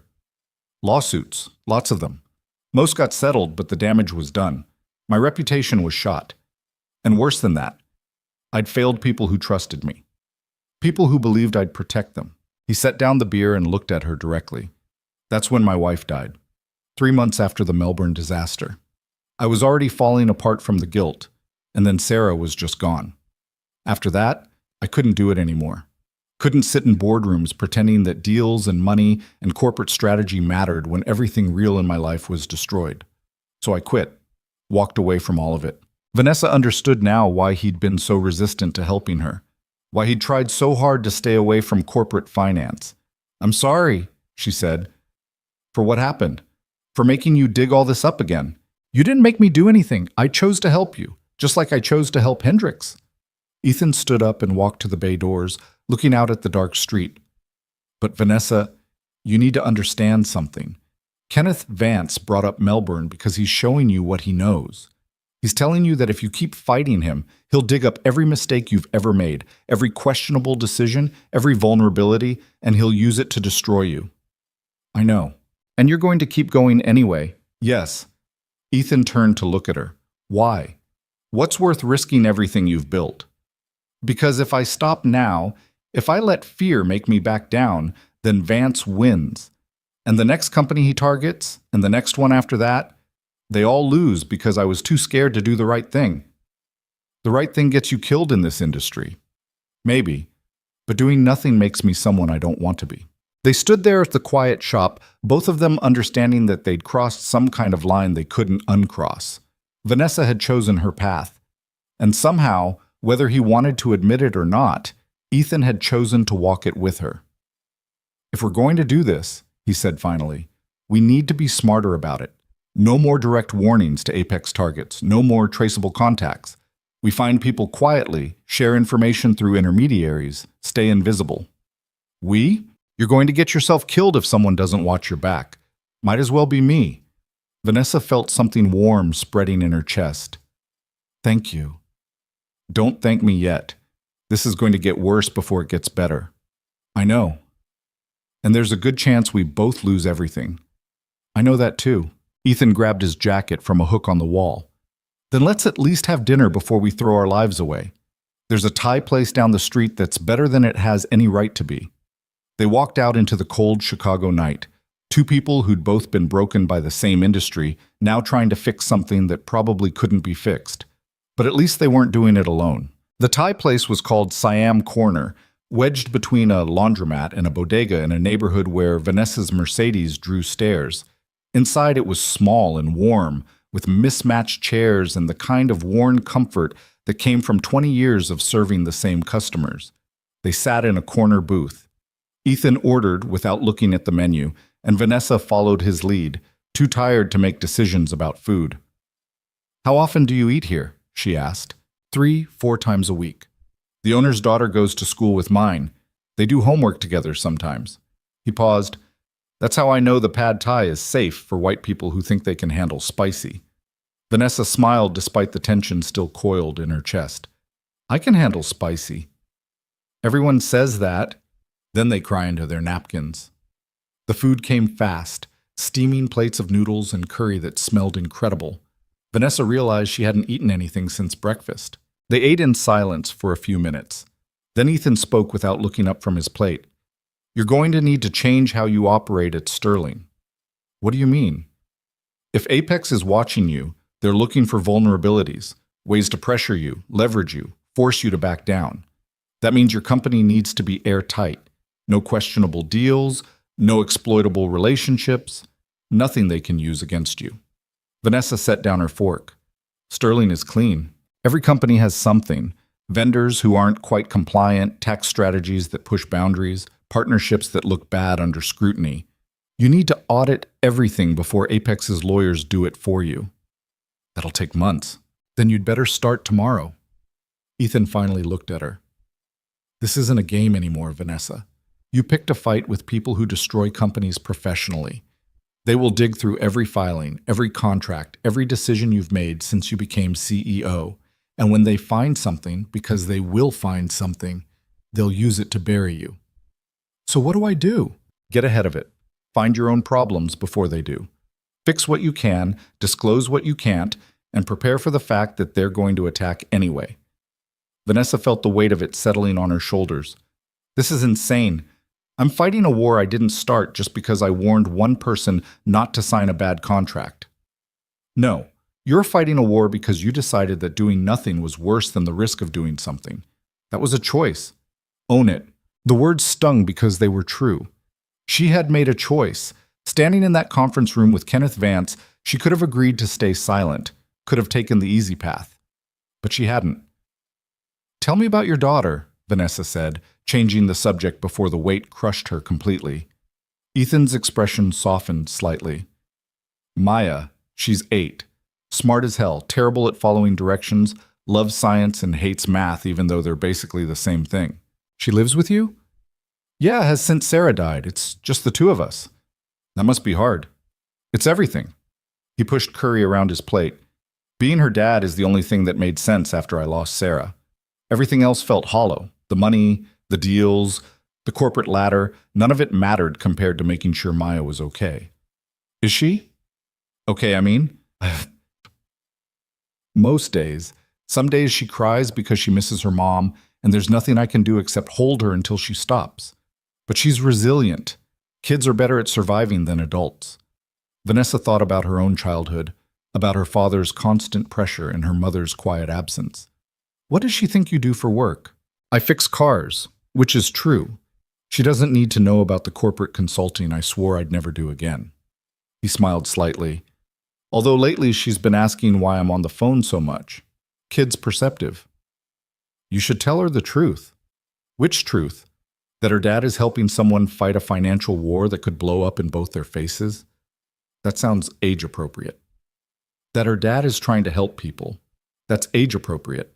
Ethan looked at her for a long moment. "You're different than I expected." "Different how?" "When I saw you that first morning, ordering my truck towed without asking a single question, I thought you were just another entitled executive who'd forgotten what real life looks like. But you're not that." "What am I?"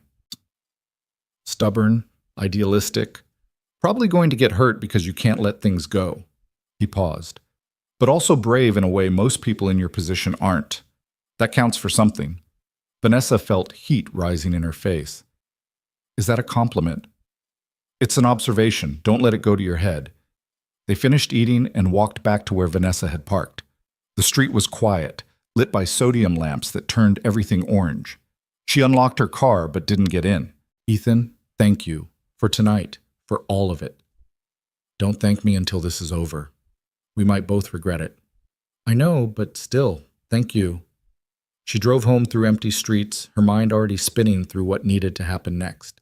Audit the company, shore up vulnerabilities, prepare for Apex's attack. The apartment felt more empty than usual when she walked in. She poured a glass of wine, opened her laptop, and started making lists. By midnight, she had 17 pages of notes about potential exposure points at Sterling. By 2 a.m., she'd drafted an email to Thomas outlining a comprehensive compliance review. By 3, she gave up on sleep entirely and took a shower, letting hot water wash away the exhaustion she couldn't afford to feel. At 7 a.m., she was back in the office. Thomas appeared in her doorway at 7:45, holding the email she'd sent him at 2:17 a.m. Did you sleep at all last night? No, read the email. He scanned it again, his frown deepening. You want to audit every vendor relationship, review every partnership agreement, and bring in outside counsel to examine our tax strategies? Vanessa, that's going to cost a fortune and tie up half our staff for months. I know. Why? Because Apex threatened us? We can't let fear drive. This isn't about fear. It's about being prepared. If they come after Sterling, I want to know exactly where we're vulnerable before they do. Thomas sat down heavily in the chair across from her desk. What happened yesterday? After Vance left? Vanessa told him about the conversation with Ethan, about Melbourne and the decision to keep fighting despite the risks. Thomas listened without interrupting, his expression growing more concerned with each detail. You're serious about this, he said when she finished. Going to war with a private equity fund that specializes in destroying companies. I'm serious about protecting people they're trying to destroy. If that means war, then yes. And you trust Ethan Callaway? A guy who failed spectacularly on his last major deal and then quit the industry? I trust that he understands how these people operate, and I trust that he's trying to help. Based on what? 2 weeks of knowing him? Vanessa didn't have a good answer for that. She barely knew Ethan, but something about the way he'd walked away from everything, the way he'd chosen his daughter over corporate success, the way he'd helped her despite having every reason not to. It felt real in a way most of her professional relationships didn't. Just start the audit, she said. Please. Thomas left shaking his head. The next 3 weeks were brutal. The compliance audit uncovered exactly what Ethan had predicted. Nothing illegal, but plenty of relationships and decisions that could be twisted to look questionable under hostile scrutiny. A vendor in Texas whose environmental practices were marginal at best. A partnership agreement with vague language around profit sharing. Tax strategies that were aggressive, but technically legal. Vanessa spent 18-hour days fixing problems, renegotiating contracts, building defenses. She barely saw daylight, barely slept, existed on coffee and adrenaline and the growing certainty that she was racing against a clock she couldn't see. Ethan called her every few days with updates. He'd identified 2 more companies that Apex was circling, a logistics firm in Denver and a food distributor in Atlanta. They worked out careful approaches using intermediaries and anonymous tips to share information without creating traceable connections back to Vanessa. It was exhausting and terrifying and weirdly satisfying. Then, on a Tuesday morning 3 weeks after Kenneth Vance's visit, everything exploded. Vanessa was in a meeting with her marketing team when Michelle burst in without knocking. Ms. Sterling, you need to see this, now. The panic in her voice made everyone in the room go quiet. Vanessa followed Michelle back to her office, where her assistant had pulled up a news article on the screen. The headline hit like a physical blow. Sterling Capital, under investigation for securities violations. The article, published by Financial Chronicle, the same outlet that had leaked negative information about the failed merger, cited anonymous sources claiming that the SEC had opened an investigation into Sterling's disclosure practices related to several recent deals. Vanessa's hands went cold. This isn't true. We haven't been contacted by the SEC about anything. Michelle scrolled down. The article included quotes from industry insiders suggesting that Sterling had misrepresented financial positions to investors, that the canceled Garrison merger had been a cover-up for deeper problems, and that Vanessa herself was facing potential legal consequences. None of it was true. But it didn't matter. Her phone started ringing immediately. Investors, board members, reporters, all demanding answers to accusations that had materialized out of nowhere. Thomas appeared in her doorway. "I just got off the phone with the SEC. They have no open investigation into Sterling. This article is complete fiction." "Then where did it come from?" "Three guesses and the first two don't count. Apex is making their move." Vanessa felt rage cutting through her shock. "They planted a fake story to damage our reputation. And it's working. I've already had 5 investor calls demanding emergency board meetings. The stock's down 8% since the article posted. Can we sue for defamation?" "We can try, but by the time we prove it's false and get a retraction, the damage will be done. That's the point." Vanessa grabbed her phone and called Ethan. He answered immediately. "I saw the article. How do I fight this?" "You don't fight it directly. They want you to waste time and resources on lawsuits while they keep attacking. Instead, you go on offense." "How?" "By exposing what they're doing, not just to you, to everyone. You make Apex's entire business model public knowledge. Show the pattern of how they operate. Make them the story instead of you." "That'll take time we don't have." "Then we'd better work fast." Vanessa ended the call and looked at Thomas. "Cancel everything on my schedule for the next 48 hours and get me every piece of research we have on Apex Strategic Partners." "Vanessa, what are you planning?" "I'm planning to burn their house down before they burn mine." The next 2 days were a blur of research, fact-checking, and strategic planning. Ethan brought over everything he'd compiled on Apex: the ownership structures, the pattern of acquisitions, the shell companies, and hidden mechanisms. Vanessa added financial analysis, documented evidence of other companies they'd destroyed, testimony from executives who'd lost everything to Apex's schemes. They built a case. Not a legal case. Something better. A narrative. A story about corporate predators who hid behind legitimate business practices while systematically stripping assets from unsuspecting companies. On Thursday afternoon, Vanessa called a press conference. The financial media showed up expecting her to address the fake SEC investigation. Instead, she stood at a podium in Sterling's main conference room and detonated a bomb. 3 weeks ago, I was approached by representatives of a private equity fund called Apex Strategic Partners. They threatened me because I'd interfered with their acquisition plans by warning another CEO about predatory contract provisions. She paused, looking directly into the cameras. "Today, I'm going to show you exactly how Apex operates and why they wanted me to stay silent." She spent 40 minutes walking through the evidence, named companies Apex had destroyed, showed the contract mechanisms they used, connected the dots between shell corporations and hidden ownership structures. She didn't mention the fake SEC story, didn't defend herself against false accusations, just methodically exposed Apex's entire operation to public scrutiny. The room was dead silent by the time she finished. "I know this makes me a target," Vanessa said. "I know Apex will retaliate, but I'd rather fight them in public than watch them quietly destroy more companies while everyone pretends not to notice. If you're a CEO, if you're considering a merger or partnership, do your due diligence. Look for these patterns. Don't become victim number 16.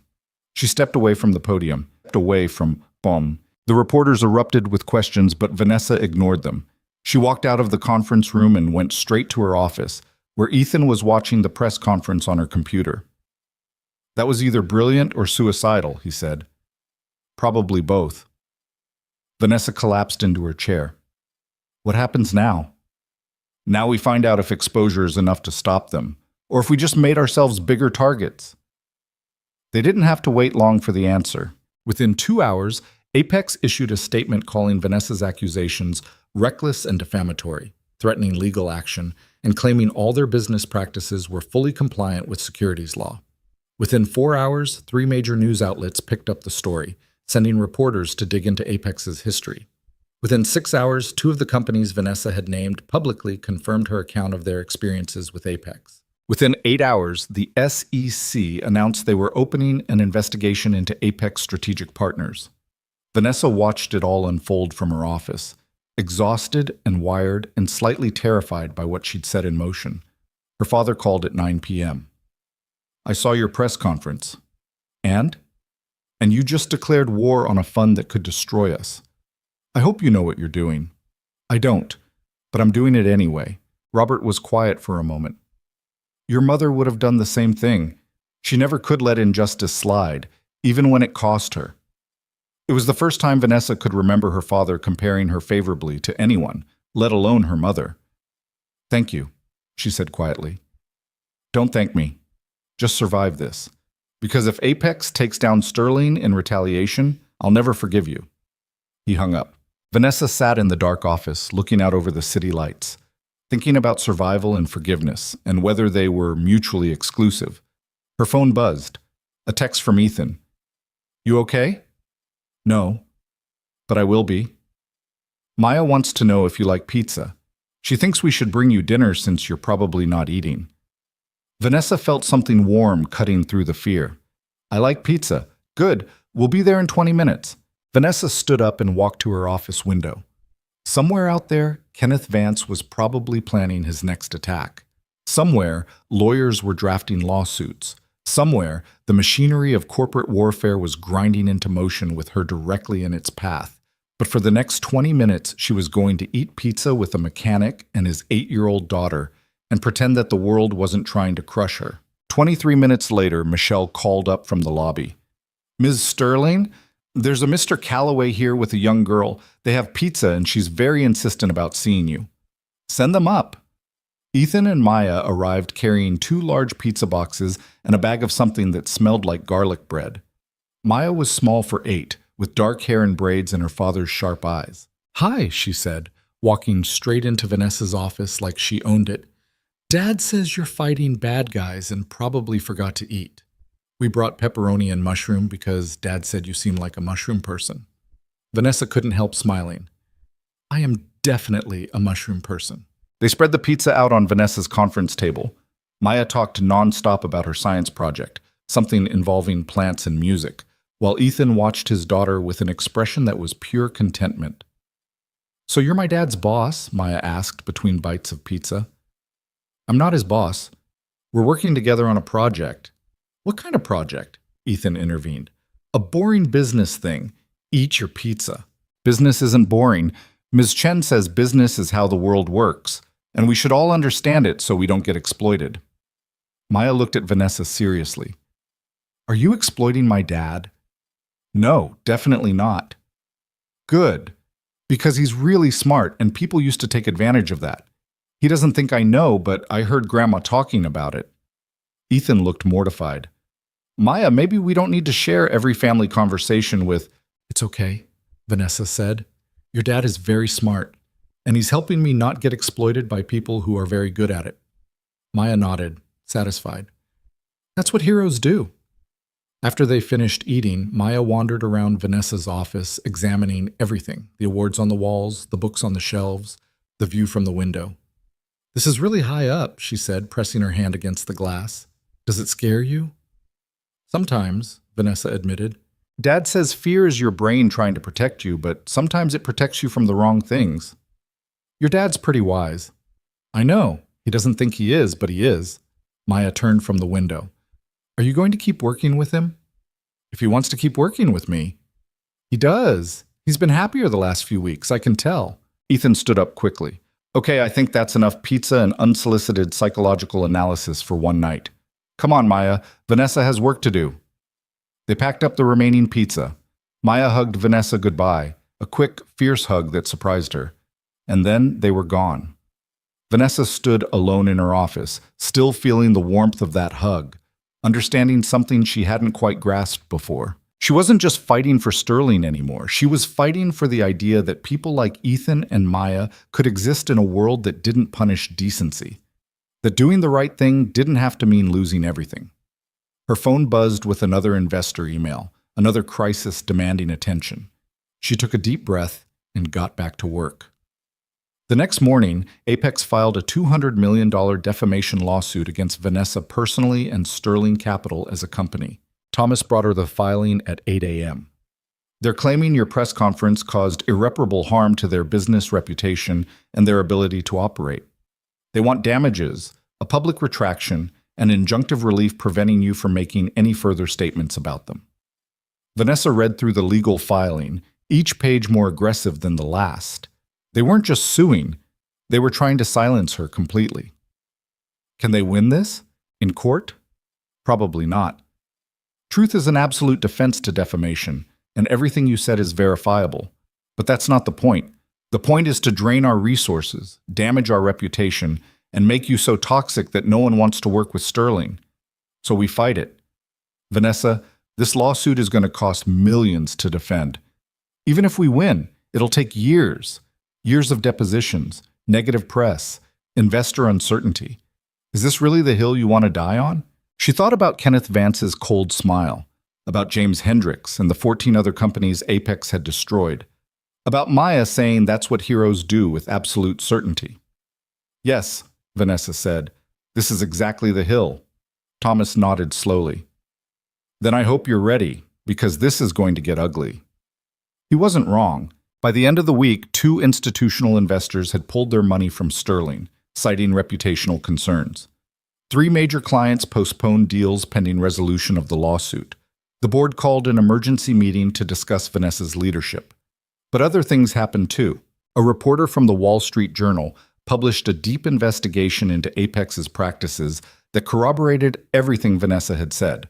2 former Apex employees came forward with internal documents showing deliberate strategies to hide acquisition mechanisms. The SEC's investigation expanded. The pressure was enormous. But it was working both ways now. Vanessa stood at her office window on Friday night, watching the sun set over Chicago, thinking about how much everything had changed in 5 weeks. She'd gone from a CEO focused on closing deals to someone fighting a war she barely understood. She'd lost investors, gained enemies, and found allies in the most unexpected places. Her phone rang. Ethan. Turn on CNBC. She grabbed her remote and switched on the TV mounted on her wall. A financial analyst was discussing the Apex situation. What we're seeing here is unprecedented, the analyst said. A sitting CEO taking on a private equity fund publicly, risking her entire company to expose what she believes are predatory business practices. Whether you agree with her tactics or not, Vanessa Sterling has fundamentally changed the conversation about corporate accountability. Vanessa muted the TV. How does it feel to be a revolutionary? Ethan asked. Terrifying, exhausting, like I might throw up any second. Yeah, that sounds about right. Ethan, do you think we can actually win this? I don't know, but I think we already changed something that needed changing. That counts. After they hung up, Vanessa stayed at the window watching darkness settle over the city. Somewhere out there, Kenneth Vance was planning his next move. Somewhere, lawyers were building cases. Somewhere, the future was rushing toward her whether she was ready or not. But tonight, in this moment, she wasn't alone. And sometimes that was enough. The lawsuit dragged on for 6 weeks before Kenneth Vance made his next move. Vanessa was in a deposition, her 3rd that month, when Thomas received the call. She watched through the glass wall of the conference room as he stepped into the hallway, his expression shifting from irritation to shock to something that looked like fear. When they broke for lunch, Thomas pulled her aside. Apex just filed an emergency motion. They're asking the court to freeze Sterling's assets pending the outcome of the defamation suit. Vanessa felt the ground tilt beneath her feet. They can't do that. They're arguing that we're at risk of hiding or transferring assets to avoid paying damages if they win. It's a stretch legally, but if the judge grants it even temporarily, we're dead. We can't operate without access to our accounts. When's the hearing? Tomorrow morning, 9 a.m. Vanessa walked to the window of the law firm's conference room. They were 30 floors up in a different building, a different view of the same city. She was so tired of being up high, looking down at a world that seemed determined to destroy her. Call Patricia Hendricks, she said, and Ethan. I need both of them tonight. They met at Sterling's headquarters at 7 p.m. Patricia arrived with 2 associates and a briefcase full of legal precedents. Ethan showed up 20 minutes later, straight from the shop, still wearing grease-stained jeans. Asset freeze? He said, settling into a chair at the conference table. That's aggressive even for Vance. It's also desperate, Patricia added. which means they're not as confident about the defamation case as they want everyone to believe. Or they're trying to force me to settle, Vanessa said. Cut a deal before the SEC investigation uncovers something they can't explain away. Ethan pulled out his laptop. I've been digging into Apex's financial structure, the same shell companies they use to hide acquisitions. They're also using them to move money around in ways that look like tax evasion. If the SEC follows those trails far enough, Vance has bigger problems than a defamation suit. Can we use that tomorrow? Vanessa asked. Patricia shook her head. The asset freeze hearing is about whether Sterling poses a flight risk with its assets. Apex's tax issues aren't relevant to that question. Then what is relevant? Proving that Sterling is financially stable, has no history of asset transfers during litigation, and that Apex's motion is punitive rather than protective. Patricia opened her briefcase. We need documentation of every major financial transaction for the last 3 years, evidence of Sterling's cooperation with Discovery, and testimony about your company's standing in the business community. They worked until 2 a.m., building the defense. Vanessa called in department heads to pull financial records. Thomas coordinated with their accounting firm. Patricia and her associates drafted responses. Ethan sat quietly in the corner, occasionally offering observations about Apex's likely strategy, but mostly just watching Vanessa with an expression she couldn't quite read. At 2:15, when everyone else had left to grab a few hours of sleep before the hearing, Ethan walked over to where Vanessa was still reviewing documents. You should go home, he said. I'm fine. You're running on empty. You've been running on empty for weeks. At some point, you're going to crash. Vanessa looked up at him. I can't afford to crash. Not until this is over. And when is it over, Vanessa? When Apex drops the lawsuit? When the SEC investigation concludes? When every company they've ever targeted gets justice? He sat down across from her. There's no finish line here. You know that, right? I know I started something and I have to see it through. Even if it destroys you? Even if it destroys me? Ethan was quiet for a moment. I used to think like that, after Sarah died. Like if I just kept working, kept pushing, eventually I'd find some endpoint where the pain would stop. But there is no endpoint. There's just the choice you make every day about whether to keep going or let go. I can't let go. Too many people are counting on me. Who? The board members who are ready to vote you out? The investors who pulled their money? Or are you really doing this for yourself because you can't stand the idea of backing down? The words hit harder than Vanessa expected. She wanted to argue, to defend herself, but she was too exhausted to lie. Maybe both, she admitted. Maybe I'm fighting for the right reasons and the wrong reasons and I can't tell them apart anymore. That's honest, at least. Ethan stood up. Come on, I'm driving you home. I have my car, and you're too tired to drive it safely. You can get it tomorrow. Vanessa started to protest, then realized she didn't have the energy. She grabbed her coat and followed him out to his truck, the same rusted pickup she'd ordered towed 2 months ago. The small dent from the tow hook was still visible on the bumper. They drove through empty streets, the city quiet except for the occasional taxi or late-night delivery truck. Vanessa leaned her head against the window, watching Chicago blur past. Do you ever regret leaving finance? She asked. No, best decision I ever made. Even knowing you could have been successful, made millions, built something important. I did build something important. I'm building it every day. It's called being Maya's father. He glanced at her. Success isn't what the business world tells you it is. It's not money or power or having your name in the Wall Street Journal. It's being able to look at yourself in the mirror and not hate what you see. I don't hate what I see. Then why do you look so miserable all the time? Vanessa didn't have an answer for that. Ethan pulled up in front of her building. Get some sleep. Tomorrow's going to be rough regardless, but it'll be worse if you're falling apart.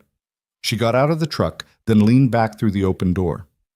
Ethan, why are you really helping me? And don't say it's because you recognize corruption or you want to fix the industry. What's the real reason? He looked at her for a long moment. Because when I see you fighting this hard for something you believe in, even when it's costing you everything, it reminds me that not everyone in this world has given up, and I needed that reminder. Vanessa felt something crack open in her chest. Thank you. Go to bed, Vanessa. She watched him drive away, then went upstairs and collapsed on her couch without bothering to change clothes. Sleep came fast and hard, the kind of dreamless exhaustion that felt like falling into a dark well. Her alarm went off at 6 a.m. She showered, put on her most expensive suit, armor for battle, and headed to the courthouse. The hearing was held in a federal courtroom that smelled like old wood and broken promises. Apex's legal team took up one entire table, 6 lawyers in identical Navy suits, all carrying the same air of entitled confidence. Patricia sat at the defense table with Vanessa and Thomas, looking outnumbered but determined. The judge was a woman in her 50s named Margaret Chen, with a reputation for no-nonsense rulings and impatience with legal theatrics. Apex's lead counsel spoke first, laying out their argument with practiced smoothness. Sterling Capital was facing potential damages in the hundreds of millions. Vanessa Sterling had demonstrated reckless behavior. There was substantial risk of asset dissipation or transfer to avoid liability. Patricia countered with evidence of Sterling's financial stability, its cooperation with all legal processes, and the punitive nature of Apex's motion. Judge Chen listened to both sides without visible reaction, then asked a question that changed everything. "Mr. Reynolds," she said, addressing Apex's attorney, "your motion claims Sterling poses a flight risk with its assets. But hasn't your own client been the subject of an SEC investigation for the past 6 weeks regarding shell company structures and undisclosed ownership transfers?" Reynolds stumbled slightly. "Your Honor, that investigation is ongoing and unrelated to—" "It seems quite related to me. You're asking this court to freeze assets based on alleged risk of improper transfers while your client is under investigation for exactly that behavior." Judge Chen looked at her notes. "Motion denied. Apex Strategic Partners has not met the burden of proof required for emergency asset freeze. If you want to revisit this issue, bring me actual evidence of wrongdoing instead of speculation." The gavel came down. Vanessa felt Thomas grip her arm in relief. Patricia allowed herself a small smile. Across the aisle, Kenneth Vance sat stone-faced, watching Vanessa with cold calculation. Outside the courthouse,